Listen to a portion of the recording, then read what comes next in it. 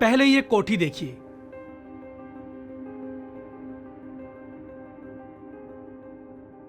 ये कोठी कोई मामूली कोठी नहीं है।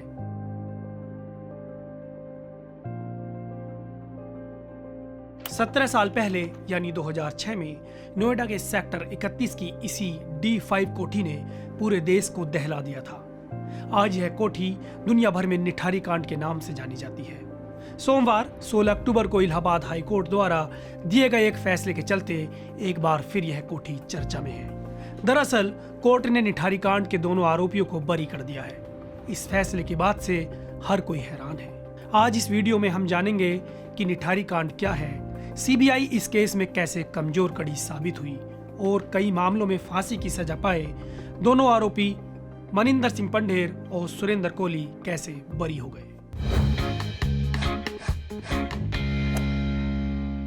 दोनों आरोपियों को बलात्कार, हत्या, सबूतों को नष्ट करने और अन्य आरोपों से जुड़े मामले में गाजियाबाद की सीबीआई कोर्ट ने मौत की सजा सुनाई थी। इसी से जुड़े मामलों में कोहली को 12 और पंढेर को 2 मामलों में इलाहाबाद हाई कोर्ट ने बरी कर दिया है। इलाहाबाद हाई कोर्ट के जस्टिस अश्विनी कुमार मिश्रा और सैयद आफताब हुसैन रिजवी ने दोनों आरोपियों को बरी करते हुए अपने फैसले में कहा कि इस पूरे मामले में गंभीर पहलुओं की जांच पर ध्यान दिए बिना घर के एक गरीब नौकर यानी सुरेंद्र कोहली को राक्षस बनाकर फंसाने का आसान तरीका चुना गया। केस की जांच को कचरा बना दिया गया। सबूत इकट्ठा करने के बुनियादी नियमों तक की धज्जियां उड़ाई। कोर्ट ने कहा कि यह पूरा केस आरोपी सुरेंद्र कोहली के उस कबूलनामे पर आधारित है जो उसने 29 दिसंबर 2006 को उत्तर प्रदेश पुलिस को दिया था।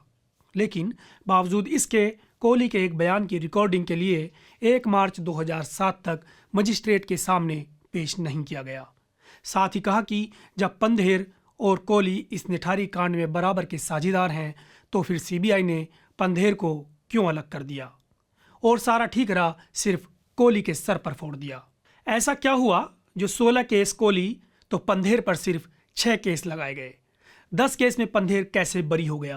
कोर्ट ने कहा कि अगर कोहली के बयान को छोड़ दिया जाए तो सीबीआई ने एक भी साइंटिफिक सबूत नहीं दिया कि कोहली आदमखोर था। बता दें कि 2007 में सीबीआई ने कोहली का कैमरे के सामने बयान दर्ज किया था।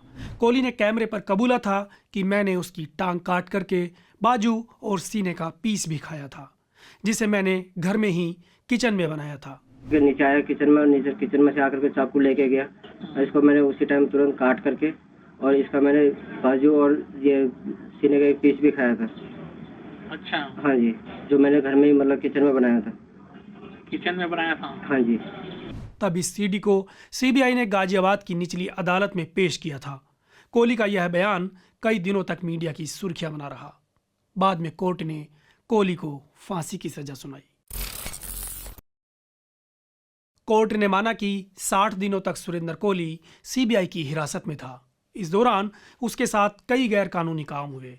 गुप्तांग जला दिए गए और उसके नाखून निकाले गए। बावजूद इसके उसे कोई मेडिकल सुविधा नहीं दी गई, यानी उसे टॉर्चर किया गया। आगे कहा कि कोहली के कबूलनामे पर विश्वास नहीं किया जा सकता क्योंकि उसके मुताबिक जुर्म कबूल करवाने के लिए उसे यातनाएं दी गईं। सीबीआई जो कंकाल मिले उनका कोहली और पंढेर से संपर्क नहीं जोड़ सकी, यानी एक भी ऐसा चश्मदीद नहीं मिला जिसने इनके साथ किसी बच्ची को देखा हो। इस मामले में एक अहम बात जो सामने निकल कर आई है वो ये है कि D5 कोठी की बगल में एक कोठी D6 भी है। इसका मालिक किडनी रैकेट में पहले से ही गिरफ्तार हो चुका था, जबकि सीबीआई ने इस एंगल पर कभी काम ही नहीं किया, बल्कि अदालती कार्रवाई के दौरान कई बार पंढेर और कोहली अंग व्यापार से जुड़े भी हो सकते हैं, इस बात का जिक्र किया गया। वो 7 सितंबर 2014 की रात थी जब डासना मसूरी की जेल में बंद सुरेंद्र कोहली रात के करीब 9:30 बजे सोने की तैयारी कर रहा था। यहां से उसे अचानक से मेरठ सेंट्रल जेल ले जाया गया, जहां जेलर ने कोहली को बताया कि उसे सुबह 6 बजे से पहले यानी 8 तारीख को फांसी दी जानी है।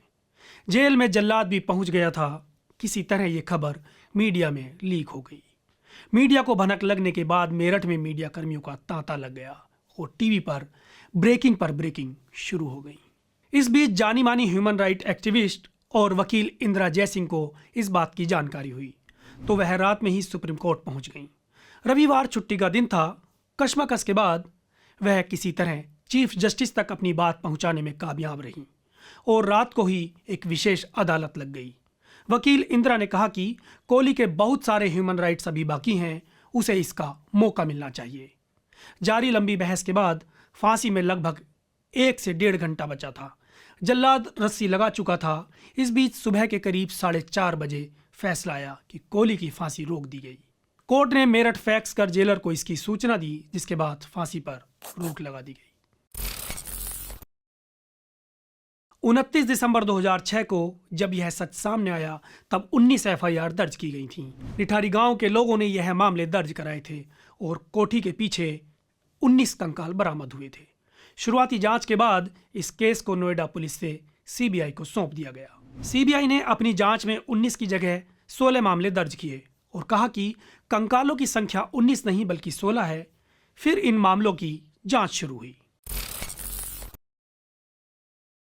पंधेर एक बिजनेसमैन और मूल रूप से पंजाब का रहने वाला है। वह ज्यादातर पंजाब या विदेश में ही रहता था। बताया गया कि पंधेर ने निठारी की यह D5 कोठी अय्याशी के लिए ले रखी थी। जब भी यहां रुकता तो वह कॉलगर बुलाता था। वहीं उत्तराखंड का रहने वाला कोहली नौकरी की तलाश में दिल्ली आया था। वह एक घर में खाना बनाने का काम करता था। उसके बाद वह पंधेर के संपर्क में आया। इसके बाद वह पंधेर के घर में खाना बनाने लगा। पुलिस ने अपनी चार्जशीट में बताया था कि इसी कोठी के बाहर कोहली टॉफी या चॉकलेट के बहाने बच्चियों को बुलाता था, फिर उनके साथ जबरदस्ती करता था, बाद में मारकर उन्हें पॉलीथीन में भरकर नाले में फेंक देता था। बलात्कार, हत्या, सबूतों को नष्ट करने और अन्य आरोपों में पंधेर पर 6 मामले दर्ज किए गए। इनमें से 3 में CBI ने जांच के बाद खुद ही बरी कर दिया। बताया गया कि पंधेर यहां पर रहता ही नहीं है और बलात्कार में उसका कोई हाथ नहीं है। इसके बाद बचे 3 मामलों में एक में उसे फांसी की सजा सुनाई गई, जिसमें पंधेर ने इलाहाबाद हाई कोर्ट को चैलेंज कर दिया। इसके बाद इलाहाबाद ने गाजियाबाद की CBI कोर्ट के उस फैसले को सबूतों के अभाव में रद्द कर दिया और उसे फांसी की सजा से बरी कर दिया। बाकी बचे 2 मामलों में भी CBI ने उसे फांसी की सजा सुनाई। पंधेर ने उसे भी हाई कोर्ट में चैलेंज कर दिया। उसी में बीते 16 अक्टूबर को इलाहाबाद हाई कोर्ट ने उसे बरी किया। कोर्ट ने कहा कि ऐसा कोई भी सबूत या गवाह नहीं मिला जिससे साबित हो सके कि पंधेर अपराधी है। कोहली पर 16 केस दर्ज हुए थे। इन सभी मामलों में उसे मुख्य आरोपी बनाया गया था, जबकि 6 में पंधेर को सह अभियुक्त बनाया गया था। इन 16 में से CBI की विशेष अदालत ने 3 मामलों में उसे फांसी की सजा सुनाई थी। उसके बाद इलाहाबाद हाई कोर्ट में चैलेंज किया तो उसे कोर्ट ने बरी कर दिया। बचे 13 मामले। इनमें से रिम्पा हलदार का भी मामला था। रिम्पा हलदार मामले में मर्डर और रेप में इलाहाबाद हाई कोर्ट और CBI ने इसे फांसी की सजा सुनाई। इस मामले में वह सुप्रीम कोर्ट पहुंच गया।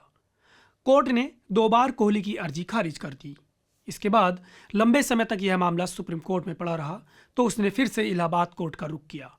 इलाहाबाद कोर्ट ने उसकी सजा को कम करके उम्र कैद में बदल दिया।